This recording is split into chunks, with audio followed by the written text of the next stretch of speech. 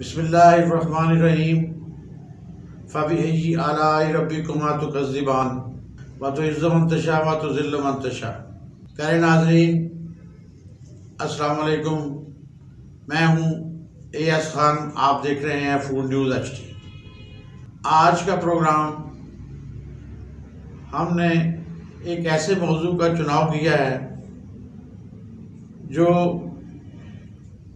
بین الاقوامی طور پہ سب سے اہم ایشو سمجھا جاتا ہے، لیکن بدقسمتی یہ ہے کہ بعض ایسے ممالک جس میں پاکستان بھی شمار ہے جو پاپولیشن کے تیزی سے بڑھتے ہوئے بحران کو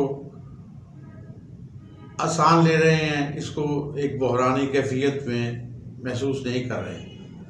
آج کا ہمارا ٹاپک ہے تیزی سے بڑھتی ہوئی آبادی اور خوراک کے مسائل۔ بین الاقوامی سطح پر اس پہ بہت کام ہو رہا ہے، لیکن ہم نے دیکھنا یہ ہے کہ پاکستان میں اس پہ کیا کام جاری ہے۔ آج کے موضوع کے اعتبار سے ہم نے ایک رپورٹ تیار کی ہے، ناظرین آئے آپ رپورٹ دیکھیں۔ 1804 میں دنیا کی آبادی 1 بلین تھی، جبکہ اعداد و شمار کے مطابق 2100 میں یہ آبادی بڑھ کر 10.09 بلین ہو جائے گی۔ اگرچہ کرۂ ارض پر بہت سے ایسے جواز موجود ہیں جو ہماری زمین کے گرد جو ہماری زمین کو برباد کرنے کے لیے کافی ہیں، مگر دنیا کے اعداد و شمار کرنے والے ادارے فکر مند ہیں کہ اگر آبادی یوں ہی خطرناک حد سے بڑھتی رہی تو پھر کیا انسان اپنے پلینٹ پر رہ پائے گا۔ سن 2000 میں آبادی 7.8 بلین ہو چکی تھی۔ محتاط اندازے کے مطابق 2100 میں انسانی آبادی 1 ٹریلین ہوگی، تو کیا آج کا انسان آج ہی کی طرح سن 2100 میں سانس لے پائے گا؟ کیا اس کے رہنے کے لیے اس کرہ پر گنجائش موجود ہوگی؟ چونکہ یہ امر قابل ذکر ہے کہ ہمارے پلینٹ میں سمندر، دریا، جنگلات، برف سے ڈھکے ہوئے بہت سے ایسے علاقہ جات موجود ہیں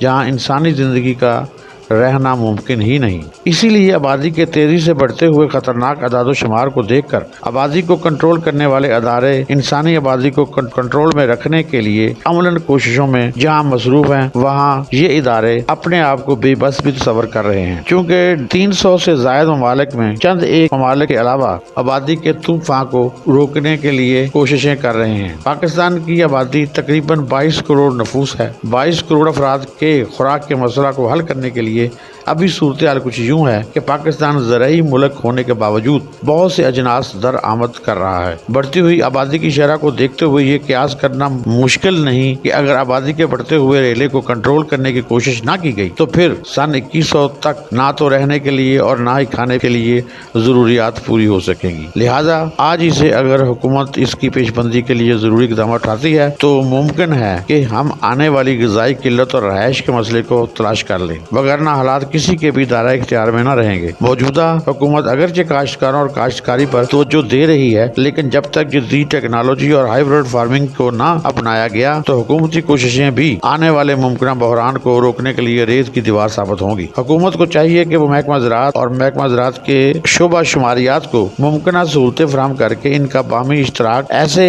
ہو کہ زراعت، خوراک اور غذائی شماریات ایک صف میں نظر آئیں۔ ناظرین، گزشتہ سال ہم کس طرح آٹے کی قلت دو چار رہے۔ آٹا ہی 22 کروڑ عوام کی من پسند غذا ہے۔ چینی، گھی یا دیگر ایسے چند اور پروڈکٹ کی کمی کو تو ہم برداشت کر سکتے ہیں، لیکن آٹا کی قلت یا کمی کو عوام برداشت نہیں کرتے۔ اس کی وجہ یہ ہے کہ آبادی کی بہت سی تعداد غریب یا غربت کی لکیر کے نیچے زندگی بسر کر رہی ہے۔ اگرچہ حکومت نے ایمرجنسی میں گندم کی درآمد کر کے بگڑتے ہوئے حالات پر قابو تو پا لیا، لیکن ایک زرعی ملک سے گندم کی ضروریات سے کم پیداوار محکمہ زراعت اور محکمہ زراعت کے شعبہ شماریات کی نااہلی ہے۔ حکومت نے آٹا کی قلت کے تجربہ کو مد نظر رکھتے ہوئے اگرچہ 3 لاکھ میٹرک ٹن گندم درآمد کرنے کے لیے انتظامات مکمل کر لیے، لیکن ہمارا موقف یہ ہے کہ ارض پاک سے گندم کی کم پیداوار کا ہونا ناقص حکمت عملی ہے۔ گندم کی امدادی قیمت سندھ، پنجاب سرحد میں مختلف نظر آتی ہے، یہ مختلف ہے اور یہ اس امر کی طرف اشارہ ہے۔ حکومت کا کنٹرول اور صوبوں کی باہمی تال میل میں واضح فرق ہے۔ کاشتکاروں کی تنظیمیں شور کر رہی ہیں کہ پنجاب میں گندم کی امدادی قیمت 2500 سے زائد ہونی چاہیے۔ یہاں ایک اور سوال جنم لیتا ہے کہ اگر حکومت گندم کی درآمد برآمد پر لاکھوں ڈالر خرچ کر کے ملکی خزانے پر بوجھ بننے کی بجائے ملک کے اندر گندم کی قیمت کاشتکاروں کے مطالبہ کے مطابق کر دے تو یقینی طور پر ملک میں گندم کی پیداوار میں کاشتکاروں کی دلچسپی بڑھے گی، جس کے ثمرات میں ملکی گندم کی پیداوار ملکی ضروریات کے مطابق پیدا ہونے کے امکانات بڑھ جائیں گے۔ گزشتہ چند سالوں سے گندم کی آمدن سے چونکہ کاشتکار مطمئن نہیں، اس لیے وہ دیگر اجناس کی پیداوار کی طرف رخ کر رہا ہے اور یہ ملک و قوم کے لیے انتہائی خطرناک عمل ہے۔ حکومتی اعداد و شمار کے مطابق مکئی کی پیداوار رواں سیزن میں 8.04 ملین ٹن رہی، جو گزشتہ سیزن سے زیادہ ہے۔ اگر ہم حکومتی اعداد و شمار کو دیکھیں تو حکومت کو خود سوچنا ہوگا کہ گندم کی بجائے کاشتکار کا رخ مکئی کی پیداوار کی طرف کیوں ہے۔ یہاں ہمارا مقصد ہرگز یہ نہیں کہ مکئی کی پیداوار میں کمی کی جائے، بلکہ ہمارا موقف یہ ہے کہ بقول ڈاکٹر محمد اقبال رحمۃ اللہ علیہ، ذرا نم ہو تو یہ مٹی بڑی زرخیز ہے۔ شاعر مشرق کے اس فلسفہ کو سمجھنا ہوگا۔ ہمیں زرعی زمین کے درست استعمال کی طرف آنا ہوگا۔ ہر ڈویژن کی زمین کا تجزیہ کیا جائے اور وہاں کون سی جنس پیدا کی جا سکتی ہے اس سے اسی علاقے کے کاشتکار کو آگاہی دی جائے۔ پاکستان کے زرعی علاقے کو اس طرح سے ڈویژن میں تقسیم کرنے سے نہ صرف کاشتکار خوشحال ہوگا بلکہ تمام منافع بخش جنس اپنے ہی ملک میں پیدا کی جا سکتی ہیں۔ ملکی آبادی کی طرف، ملکی پیداوار کی طرف کسان کی توجہ نہیں ہے، بلکہ ہر کاشتکار ذاتی فوائد کے لیے کاشتکاری کر رہا ہے۔ سوال یہ ہے کہ وہ ایسا کیوں کر رہا ہے؟ اس کا بڑا سیدھا اور سادہ سا جواب یہ ہے کہ کسان بھائی نے بھی تو زندہ رہنا ہے۔ جنس میں اسے زیادہ منافع نظر آئے گا وہ وہی کاشت کرے گا۔ یہ تو حکومت کا کام ہے